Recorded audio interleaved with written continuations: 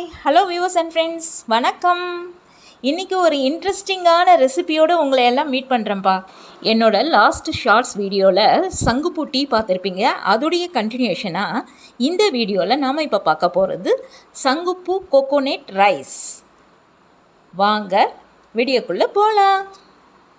சங்குப்பூ ரைஸ் செய்கிறதுக்கு முதல்ல 2 கைப்பிடி அளவு சங்குப்பூவை நான் எடுத்திருக்கேன். அதை நல்லா கொதிக்கிற தண்ணியில் போட்டு நல்லா ஒரு 5 மினிட்ஸ் கொதிக்க வச்சு அதோடைய எக்ஸ்ட்ராக்ட் எல்லாம், அதோடைய எசன்ஸ், அந்த கலர் எல்லாம் அந்த தண்ணியில் இறங்குற வரைக்கும் வெயிட் பண்ணிவிட்டு ஸ்டவ்வை ஆஃப் பண்ணி அதை அப்படியே ஒரு தட்டு போட்டு மூடி ஒரு 5 மினிட்ஸ் அப்படியே வச்சிடலாம்.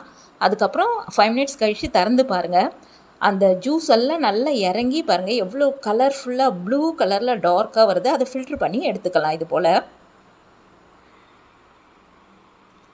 இந்த ரெசிபி செய்கிறதுக்காக நான் ஒரு அழாக்கு பாஸ்மதி ரைஸ் எடுத்து நல்லா அதை வாஷ் பண்ணி தண்ணியெல்லாம் வடித்து எடுத்து வச்சுருக்கேன். ஒரு தேங்காவை நல்லா திக்கான பால் எடுத்து வச்சுருக்கேன், 1/2 கப் அளவிற்கு.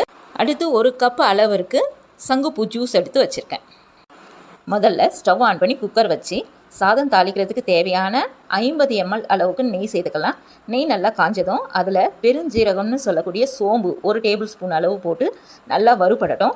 அது நல்லா வறுபட்டு வாசனை வந்த பிறகு ஒரு பெரிய சைஸ் வெங்காயமும் 3 பச்சை மிளகாயும் நீல வாக்கில் கட் பண்ணியிருக்கேன். அதை போட்டு நல்லா வதக்கிக்கலாம். இது போல் பொன்னிறமாக வதங்கினதும் நம்ம ரெடியாக எடுத்து வச்சுருக்க பாஸ்மதி அரிசியை சேர்த்து லைட்டாக கலந்து விடலாம். கூடவே 1 டேபிள் ஸ்பூன் துருவின இஞ்சி சேர்த்து எல்லாத்தையும் நல்லா 1 நிமிஷம் வறுத்துக்கலாம். இப்போ ஸ்டவ்வை சிம்மில் வச்சுட்டு இந்த பக்கம் நம்ம ரெடியாக எடுத்து வச்சுருக்க தேங்காய் பாலையும் சங்குப்பூ எக்ஸ்ட்ராக்டையும் இன்னொரு முறை ஃபில்ட்ரு பண்ணி நல்லா கலந்து எடுத்துக்கலாம். இப்போ அரிசி அளந்த அதே கிண்ணத்தில் 1/2 கப் அளவுக்கு அளந்து குக்கரில் சேர்த்துடலாம்.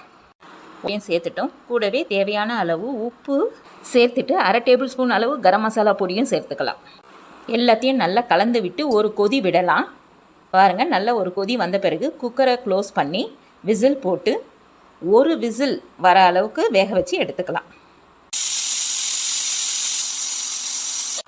கேஸ் எல்லாம் போன பிறகு விசில் எடுத்துகிட்டு குக்கரை திறந்து பார்க்கலாம்.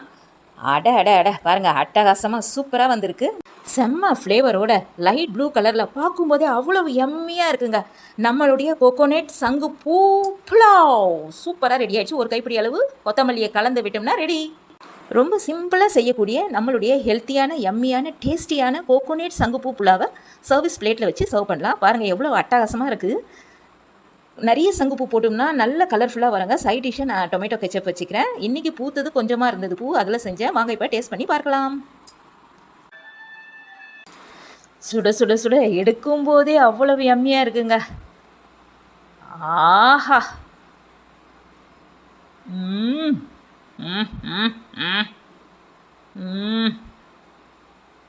Super friends. இந்த ரெசிபி இன்றைக்கி சங்குப்பூ வச்சு நான் செஞ்ச 2வது ரெசிபிங்க. ரொம்ப செம டேஸ்டியாக இருந்தது. மக்களே, உங்கள் வீட்லேயும் இது போல் சங்குப்பூக்கள் அதிகமாக பூத்ததுன்னா அதை வச்சு இந்த ஹெல்த்தியான ரெசிபியை நீங்களும் உங்கள் வீட்டில் செஞ்சு சாப்பிட்டு என்ஜாய் பண்ணிவிட்டு எனக்கு கமெண்ட்டில் ஃபீட்பேக் அனுப்புங்க. ஃப்ரெண்ட்ஸ், இந்த வீடியோவோட லிங்க்கை என்னுடைய கம்யூனிட்டி போஸ்ட்லேயும் ஷேர் பண்ணியிருக்கேன். என்னுடைய ப்ளேலிஸ்ட்லேயும் போய் பாருங்கள். அதில் மை கிச்சன் என்ற ஹெட்டிங்கில் போஸ்ட் பண்ணியிருக்கேன். அது மட்டும் இல்லாமல் இந்த வீடியோவோட டிஸ்கிரிப்ஷன்லையும் கொடுத்துருக்கேன். இந்த வீடியோ உங்களுக்கு பிடிச்சிருந்தா லைக் பண்ணுங்கள், ஷேர் பண்ணுங்கள், கமெண்ட் பண்ணுங்கள், மறக்காமல் சப்ஸ்கிரைப் பண்ணிவிடுங்க. நன்றி, வணக்கம்.